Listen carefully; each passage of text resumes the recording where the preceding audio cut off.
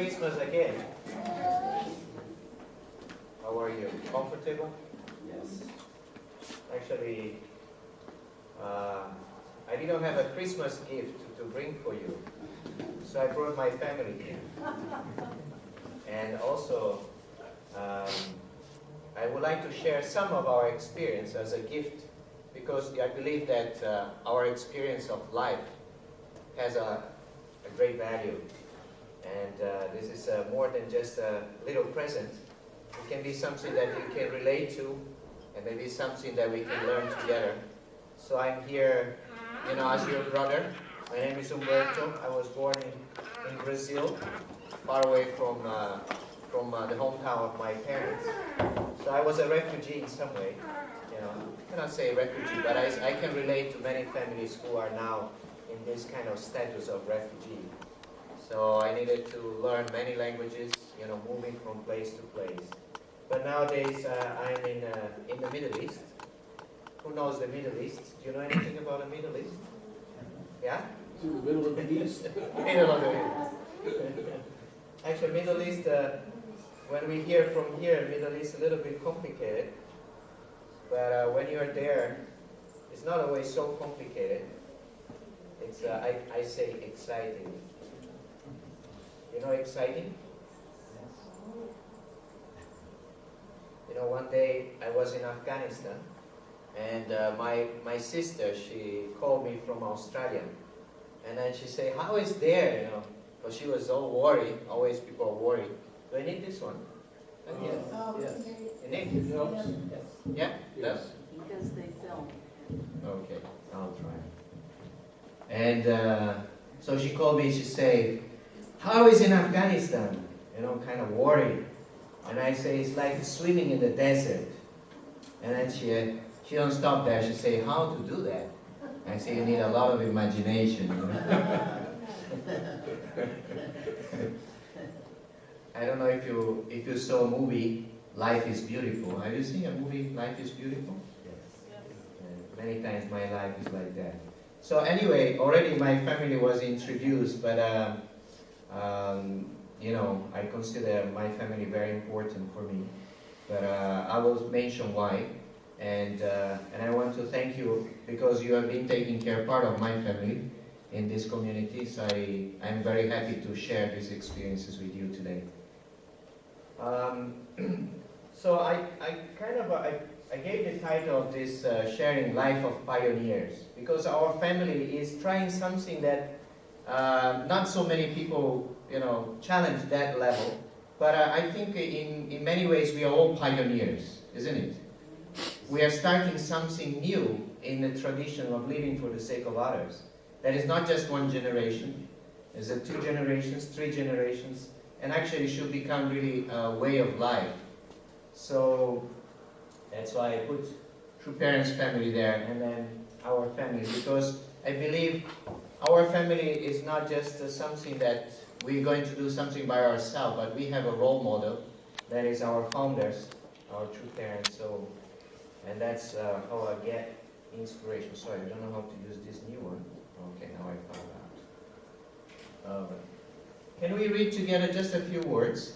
This is from True Parents, from Champu Mokyon. Maybe you can help me. 시작. As blessed central families and owners of Choneguk, you are now liberated from the providence of salvation. Therefore, you can represent the true parents and walk the path for the will, even without God's help. We'll no longer need to pray for divine assistance. You are called owners of Choneguk because you stand in a position equal to true parents. Thus, henceforth, even if you leave alone and do not help you, you should be able to build the kingdom of heaven. As we, the true parents, have been building it, you should do the same. You need to recover your nation and even the world by spreading the marriage blessing. In so doing, you need to overcome the challenge of connecting them to the realm of resurrection and the realm of eternal life. We already overcame all the challenges on every level. As true parents' children, you are sure to be one and the same fruit of us, a fruit fruit that is manifesting as the honors of Shoneku. Since we have sown our seeds in your families, you naturally will be able to give birth to the members of the royal family and thus build the kingdom. This is why, without a doubt, you are honors of Shoneku. Aju? Aju. It's amazing, right? So I feel this is really amazing words that it really motivates me because, in order to do something amazing in this era, we need to believe it. Otherwise, we cannot do it. I just came actually from Jerusalem. I was in Ramallah. You know Ramallah? Yes. It's a very peaceful place. Actually, it's not easy. I was telling my wife, for 3 days I had a headache that was kind of blasting my head. I don't have this kind of experience usually. And just because we needed to have a peace, one of our peace initiative, the launching of the International Association of Parliamentarians for Peace, very important. We went to Lebanon first, Beirut, and we did that at the parliament actually, and then we went to Ramallah. So it's not easy. Actually, I need to carry 2 passports. One is for the dangerous places, and another one is for the safe zone, because I have 2 nationalities. So anyway, people always checking, why are you going there? Especially because there was a lot of tension recently you heard about. But we could go inside, thanks to the prayers of brothers and sisters. But the spiritual atmosphere and the tension there is so strong that it's really not easy. And why I mention this, because it's connected to, we're celebrating Christmas at this time. And please, when you think about Bethlehem, when you think about Jerusalem, the situation there is very tense. So we need to do something.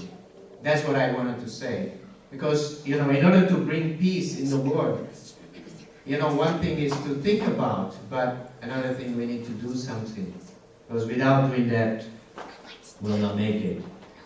So my experience, I started actually through journeying with my wife in Korea, and at that time, Father Moon and Mother Moon, we call them true parents, they asked us to stay and then invest for the unification of North and South Korea.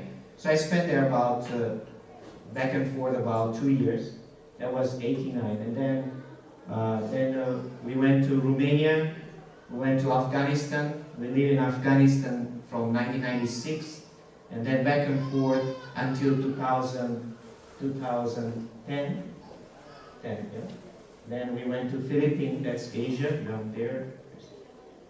We stayed in Asia from 2010 to 2015. And then now, from 2015, it's about 3 years we'll be in the Middle East. That means 23 nations, including Iran, Iraq, Saudi Arabia, Oman, Yemen, all these countries that are actually quite in conflict at this time. So I would like to share, through these several years being pioneering, actually, all the time we are kind of pioneering. I want to share some experience with you. And I put down some points that it helped me a lot. I would like just to share with you. So one important point is that I realized I cannot represent God and true parents by myself. Many times people told me, why you bring your family there? Actually, my wife always came with me. Our children were born, in a mission field. And I feel like I always carry actually my children's picture. Every travel I did, every place I went, we always connected artistically, and that gave me power to continue because, I promised them our life will be, my dedication, my devotion to the Lord will make this world a better place for you to live. So even though, many times even here, you see them alone, many of you see, where is Mr. Angelucci, Actually, it's because we are in the field. But it doesn't mean that we are not connected in heart. We are very connected in heart. But why we are continuing this kind of life. It's because we want to make a world a better place. So that's why when we meet, like in Christmas time, we make sure at least once a year we're together and we can, rebound ourselves and determine ourselves. So really my family has been my protection. I could never have been doing this, this kind of mission without the support of my children actually. And recently when Trumara asked me in 2015, she asked me if I wanted to take responsibility for the Middle East. So I asked them, I cannot do this by myself. You're with me, we'll do it. And then they gave me permission to move forward. Actually, I'm very grateful to Joshua and Young and their family to support me. So I really feel this, sometimes we go for a mission and we forget about our families. That cannot work. It doesn't work actually. So, and another point I want to mention is that, we're in the field, but how can I do anything? I remember being in India. We lived in India 7 years because after we went into Afghanistan, there was a bombing into our city, so we need to evacuate. But we didn't want to leave the region, so we stayed 7 years in India. In India, there was 1.2 billion people at that time. And I'm thinking, how can we do anything for this nation, to help this nation to change? So God always knocked my head and told me, you're not going to change anything. It's not you. This is me, not you. So don't worry about it. So let me use you. Let me utilize you. So I always felt, how to really I can be that person, the vehicle, so God can use. So I needed to invest actually my absolute faith. It cannot just be a vague faith, but an absolute faith. Can I make any change in Afghanistan, for example? When we received the mission in Afghanistan, both of us were crying, but not because we are disappointed or because we are, demoralized, but because we are thinking how much God can trust us that we bring any change to this country. So this has been always, kind of a challenge for us to, our faith can become really an absolute faith. Our love can become bigger than just my love as a regular man, or my wife as a regular woman, or as a regular family. So we really found this kind of heart to continue devoting ourselves. And also another important thing that always gave me power was that I realized in being in the field, I'm not coming on the foundation of my own foundation. I come on the foundation of many people that work before me. Actually, maybe here there are many elder brothers. I'm not the only one that are making this foundation. Many of you are my seniors.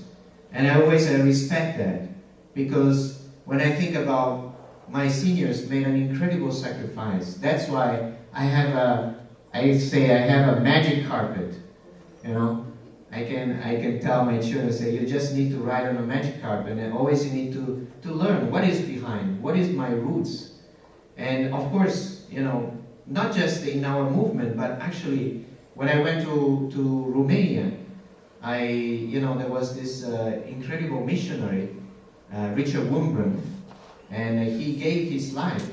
He was talking about, how he experienced Jesus Christ in prison. And I was so inspired by his life of faith. And even though we had nothing in Romania, our children were there just as a little toddlers. And we just gained that kind of faith because such amazing saints that have been working before us.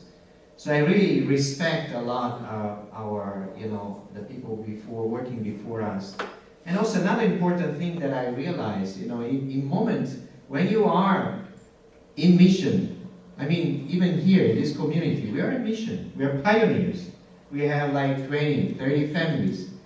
And sometimes you feel like really lost, right? You feel, where are we going? What is going to happen? But actually, I realized I need to just connect really, my vertical alignment with God and true parents, my vertical alignment with the life, for example, of Jesus Christ, the predecessors, of life of faith. should be strong.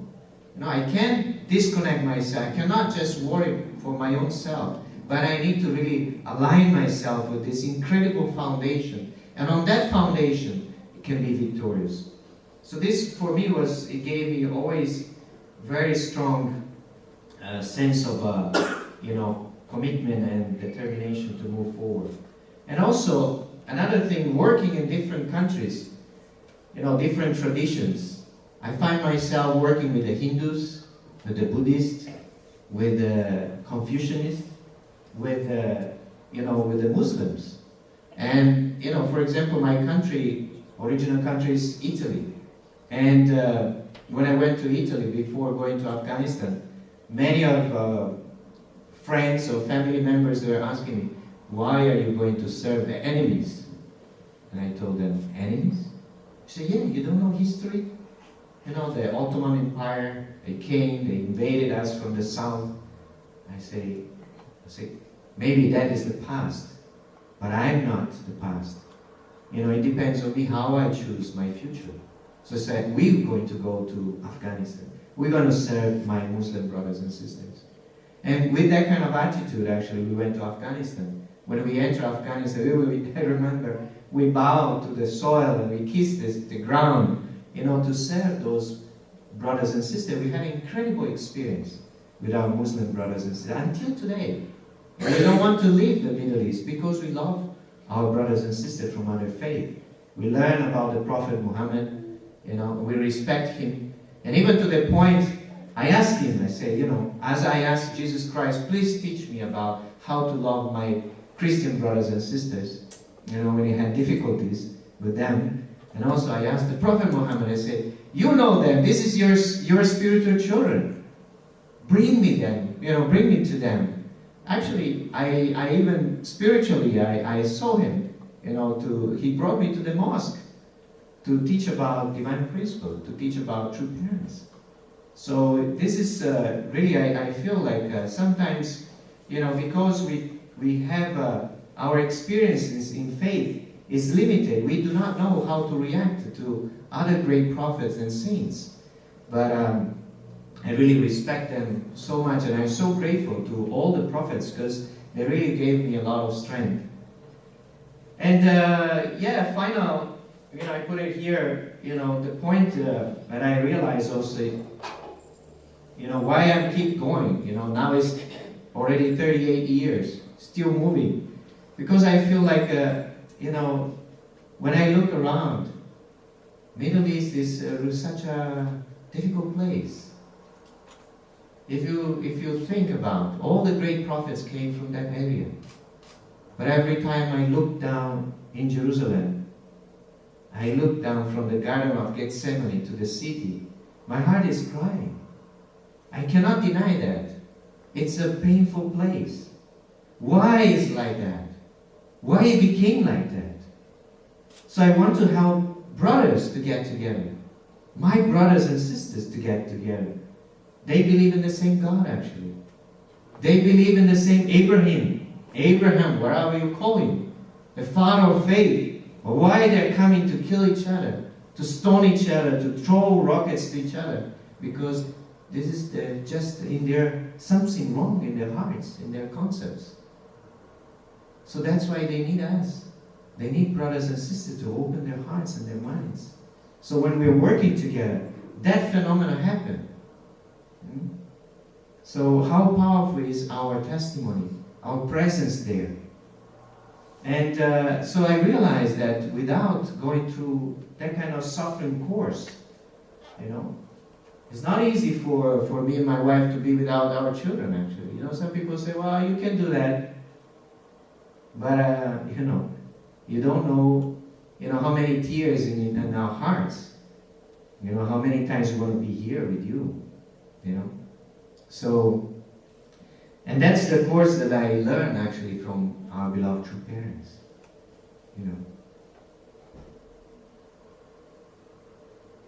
So sometimes we say, well, we don't need to suffer anymore, right? Actually, we don't need to suffer. Or when there is suffering somewhere else, how can we shut down our ears, our eyes, our mouth. I realize that's not possible anymore.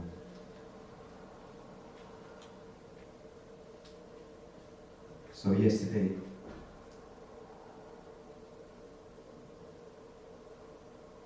sorry.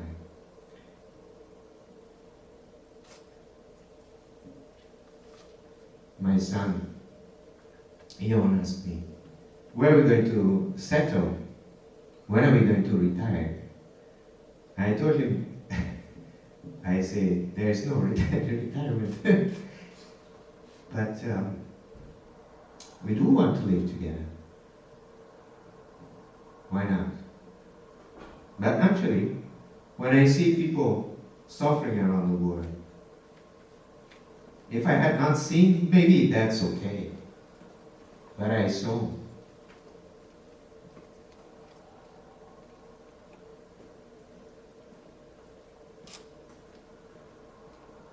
So we cannot stop that. The power of heart is stronger than fear.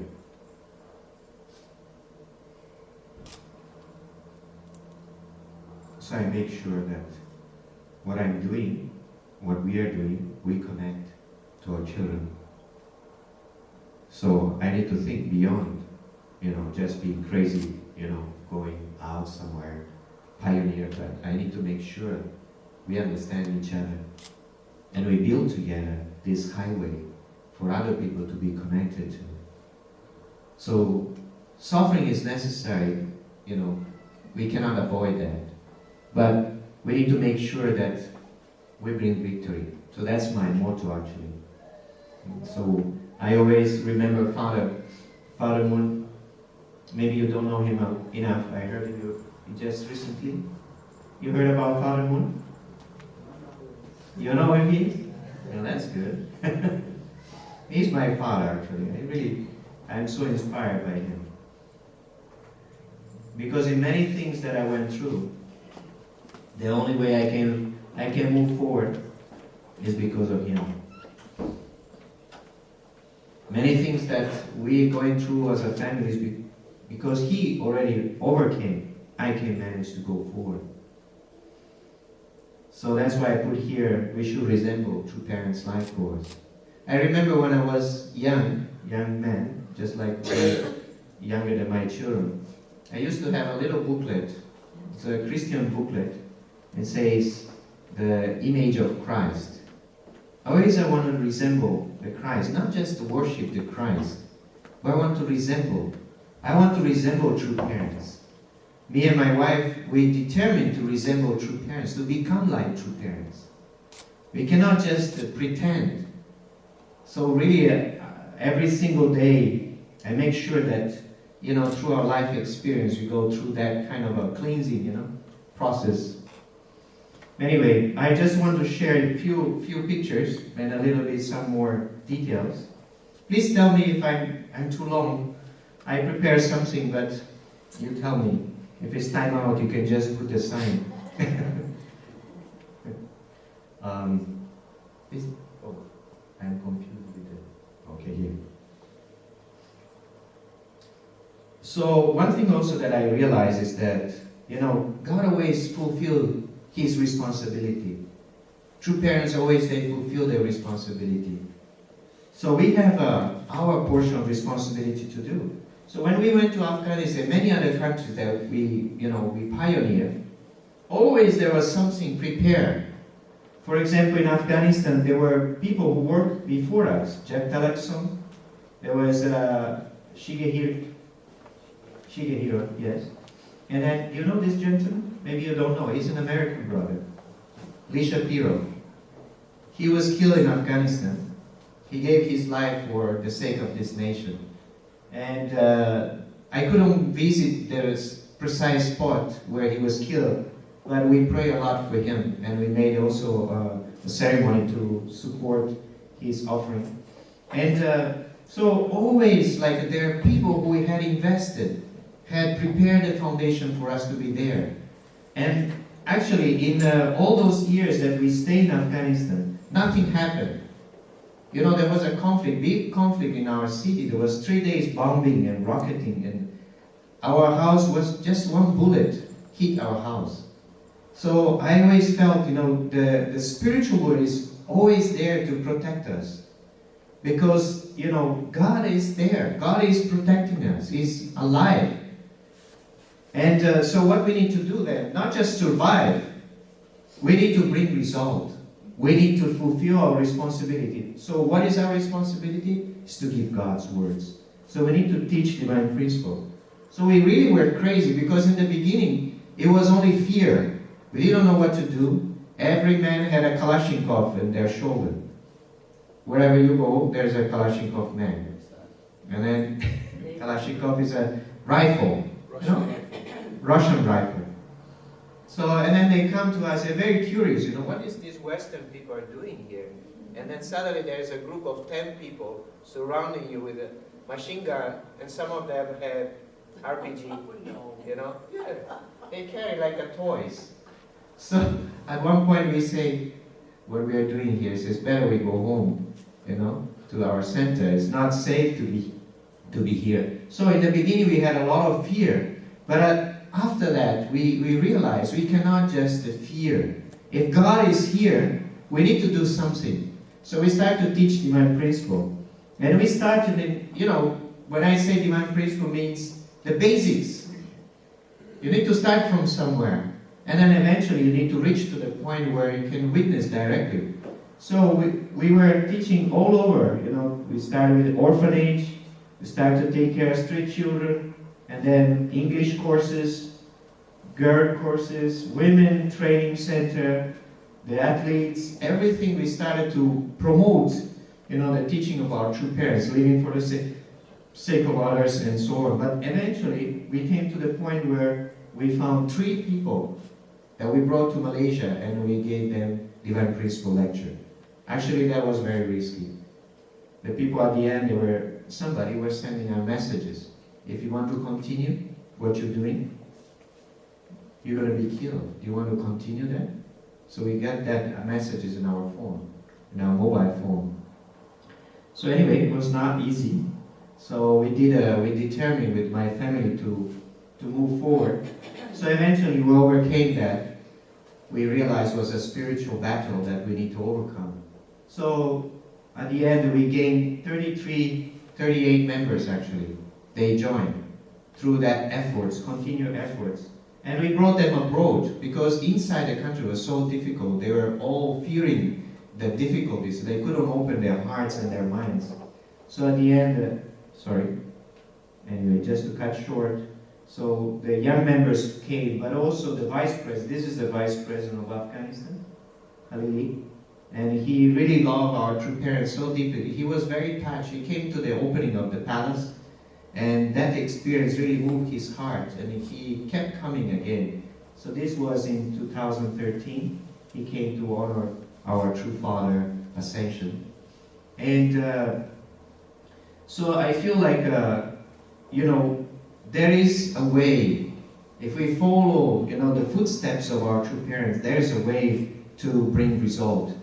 So anyway, I'm not going to go in the details, but always the spiritual world guided us. There are many incidents I don't have time to describe to you. And there are times where I was called out. My wife needed to be alone there in the country with the children. So it was very hard, very difficult actually. But because we really unite, we really ask the spiritual, please guide us. Tell us where to go, even like turn right, turn left, driving the car. There were bomb blasts, this kind of things. But we could feel, we became very aware. God is leading our life, not by self. So, and also through moments of agony, I had an experience where I just want to encourage you actually, because you are not in the war. I'm not telling you this for, to feel sympathy to us, but I want to encourage you because, here there is a different war. It is a war, actually. And we need to know how to deal with it, with this kind of war. But we need to remember that true parents, God and true parents always with you. Please remember that. Right beside you. There was one day I was totally what do you say? I cannot say, I don't know the terminology, correct the terminology in English. I can say agony, but I was not there. I was, Rest. yeah, probably that's the best, maybe. But it was an experience, very difficult experience I had in India. We were in a kind of a transition back to Afghanistan. And nobody understood us, what we are doing there, why you're there. Nobody was kind of even encouraging us. But True Parents called us to Alaska. So God knew what was in my heart. And I was at Hunduke time. Father was talking to us, and I'm sitting very close to him. And suddenly, Father was, make everybody stood up. And then he come just straight to me, and then he hugged me. Just out of the, there was no explanation. But I felt really he understood what was in my heart. And that happened not just that time with True Father, but it happened other times, even with True Mother recently.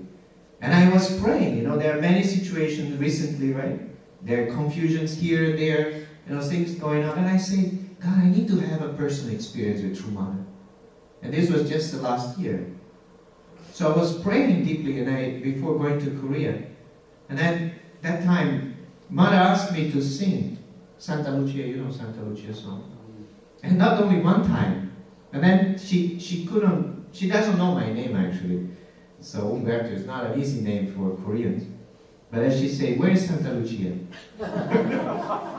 And then she say, let's sing together. And then we sang in Korean and in English. Yeah. So anyway, I really feel like this is so important that we create a kind of connection with True Parents. Not just external connection, but internal.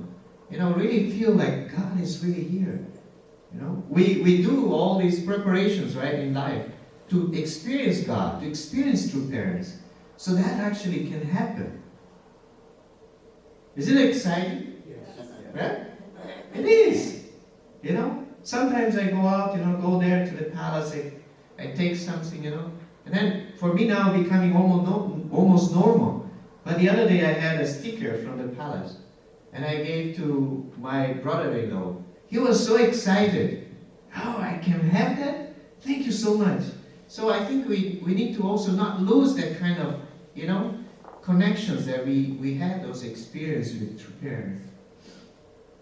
Anyway, recently, something that True Parents is asking us, not recent, this is always has been. My Father is talking about, our devotion. Sometimes when we have difficulties, let's remember our life of devotion. We call now Hyojon, right? Hyojon from artistically, as a filial piety, as a son, loyal sons and daughters of God and True Parents. So if we have that kind of devotion, things will happen. That's what I'm experiencing. And Father say, I often risk my life. Sorry, I'm going to different ones. New experience. I often had to risk my life as I overcome countless obstacles. And Father is talking about, before he went to the spiritual world, Father said, I want to build conditions of devotion higher than the Mount Everest. You probably saw that video. Always I watch that video because how can I, do anything for the Middle East actually this time? How can I do anything for my tribe, for my family, for my children, for example? So always I try to make, conditions of devotion. So I mentioned again, my relationship with True Parents at this time. I do meet True Mother. It's not just, my son, hug me. No, it's not that way. It comes through respect and devotion first. Loyalty, attendance. And that comes back, actually. Yesterday, I had a dream. I was, thanks to one of your blessed couples here, we were sleeping in their house, the Hendricks family. And I dreamt True Father last night. And he was hugging, our members very kindly. So I feel really True Parents love so much this place, this community.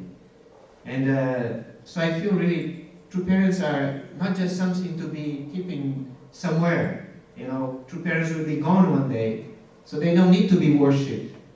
But we need to be the ones who can inherit that spirit and pass that kind of spirit to others. So now I want to just share a few pictures. This is in the Middle East, more in the heart of the Middle East. We needed to break through, so we built up a lot of devotion with my wife and with all the local leaders. We have actually 23 nations that we're working with. It's beyond our capacity, absolutely. But we made a commitment. We have 11 active nations where there's somebody there. And our major nation is Iran. And there are 90 people there, underground, 90 members that are following our True Parents. I made sure that I could connect to them artistically. So I entered Iran. I went there, and then we did a ceremony of the holy items. We did, and they started to revive because they were so much persecuted by the regime. And now they are coming to our training, our training center for leadership. He's from Iran, and then this one is from Iran, and where is she? Here, this one is from Iran, and then this one is from Iran. So they're coming out, and this one also. So we have many leaders that they want to take full responsibility for the providence. It's amazing, their level of faith, the level of devotion. And through their help, we could bring 81 participants to the family. Sorry, this one. This was the Blessed Family Workshop last time in this year. And so now they promised in March, this 2018, they want to bring 120 participants from Iran, only from Iran. So we want to do the blessing ceremony at that time for their relatives. It's like a tribal Messiah. This is another incredible blessing is coming through connection with the Japanese movement. I see many Japanese faces here. Can you raise your hand? Who has Japanese connection? I just want to mention to you, I am very proud of Japan. I learned so many things from my brothers and sisters from Japan. You are sacrificing everything, and the result always come out. Of course, Koreans, but Japanese brothers and sisters always ready to go first. Even now, these sisters, we have, you can see their faces here. They're all from Japan, second gen. They came to pioneer in the Middle East. They are now in Morocco, 2 of them. In Israel, 1 of them.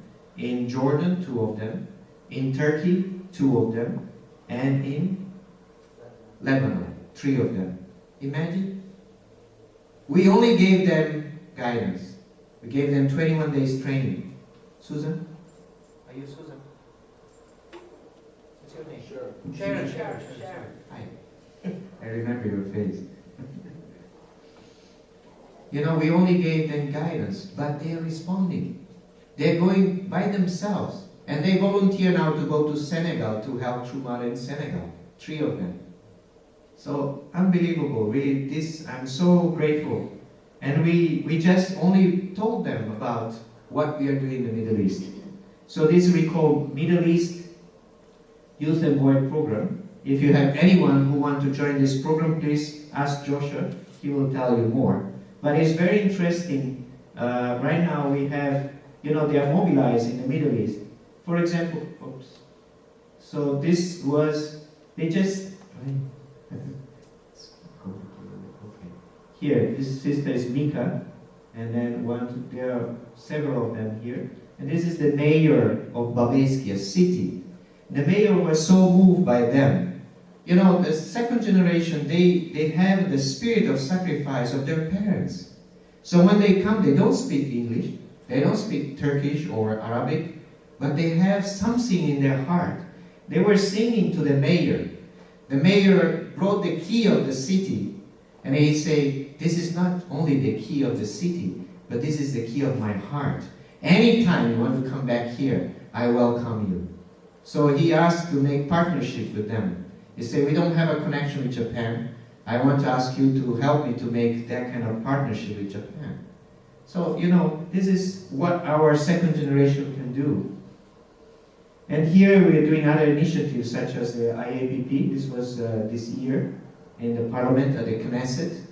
The Knesset, actually, I just need to explain this. Give me a few minutes. The Knesset is a parliament, right? So they were persecuting our movement. It's not easy to break through when you have no foundation.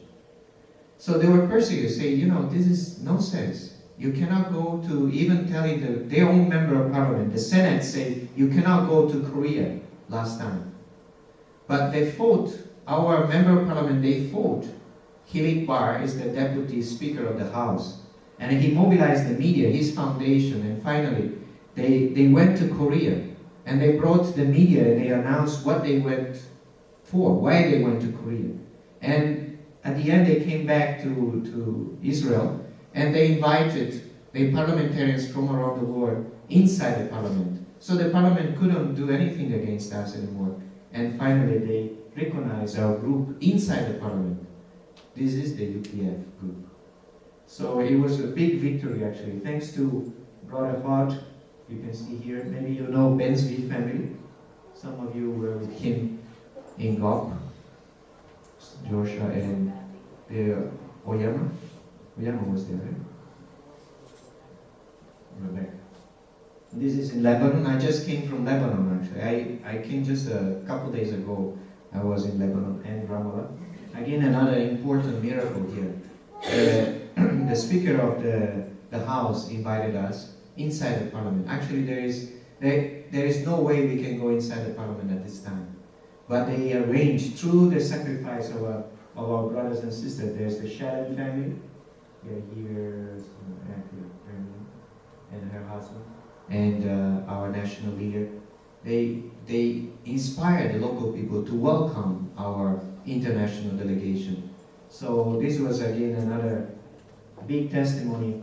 The religious leaders, maybe you know Kuftaro, and you know the Grand Mufti of Syria. He received 40 days training from true parents, right, in America, along with many other top religious leaders. This long time, in the 90s. And this is his son. So the Grand Mufti died, but his son loved true parents so deeply. He came and he hugged us, he embraced us. He said, you are the children of Father Moon, So you're doing such amazing work. So he's still standing for us, and his daughter is with us. And this was in Palestine. This is inside one very dangerous place. And you can see here, thanks to also Dr. Walsh, Taj Hamad. And I was talking to Taj Hamad. Do you know Taj Hamad? Yes.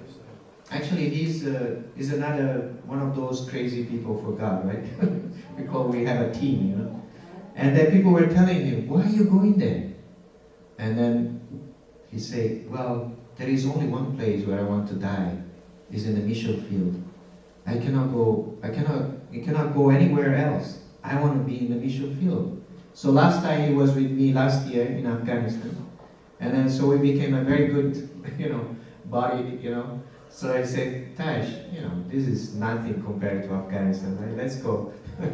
So we just arrived in Afghanistan, in Ramallah, together. And just like nothing happened, but actually it was so dangerous because people really didn't want us to be there. But the result came. This gentleman, there's the deputy to the number 2 in the country in Palestine was with us. So anyway, to conclude, even though we are doing so many things, let's say, for others, but eventually, I really feel important is our tribal Messiah. And thank you, Josh. Where is it? Yeah. So we cannot do everything unless we take care of our tribes. We need to take care of our families. So that's why I consider always this family. Actually, we have now an extension. We have the Makiguchi, we have the Lindstroms, and then we have many, and we need to take care of them. Plus, we have our tribe in the Philippines. So how we can reach out to them? How can we serve them? So True Parents ask us to, this is our final mission. We need to restore. We need to take substantial restoration of 430 couples. So that's what we are investing now. And, we are pioneering. We start, let's say for 3, 12, and that's how we started. And we build up a foundation of families that could respond. And we finally succeeded in, this is our tribe in the Philippines. And this is my parents.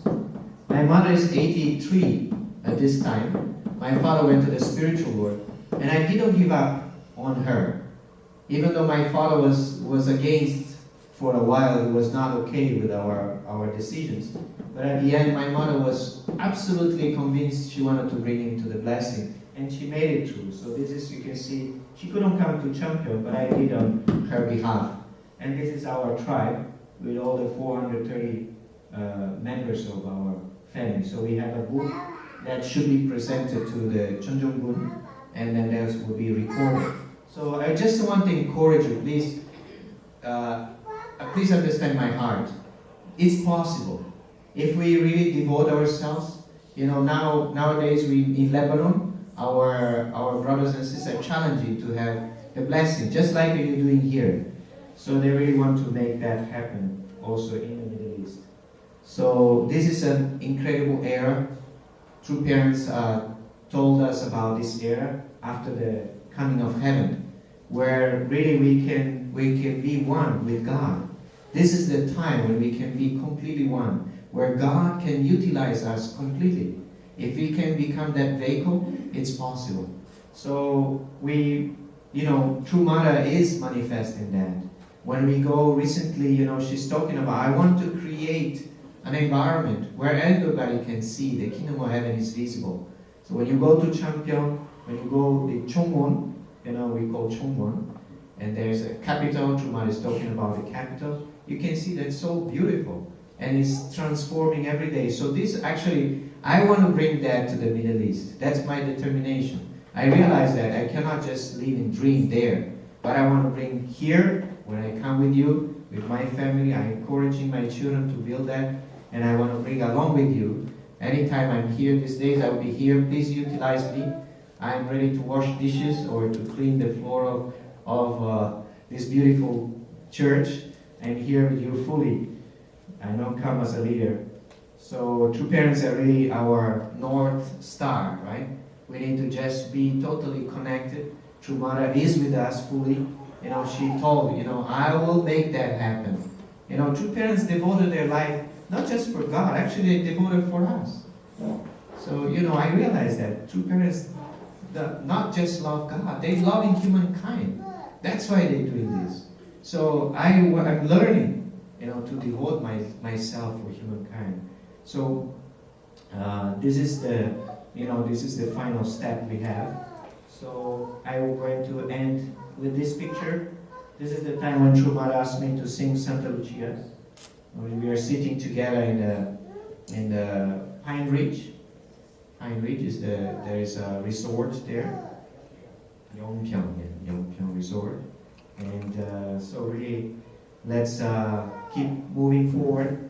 I am very grateful that you gave me this chance to be here, and thank you for inspiring my extended family, my children here, and may God bless you all. And let's keep moving forward for Chone Group. Thank you.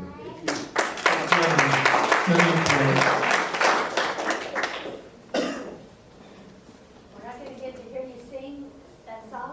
Sure. Or are we? If you want, I will sing with my wife too. Oh, wonderful. She's a good singer. Even better. That's right, thank you. We'll see. Maybe I just offer a short prayer. Precious Heavenly Parents,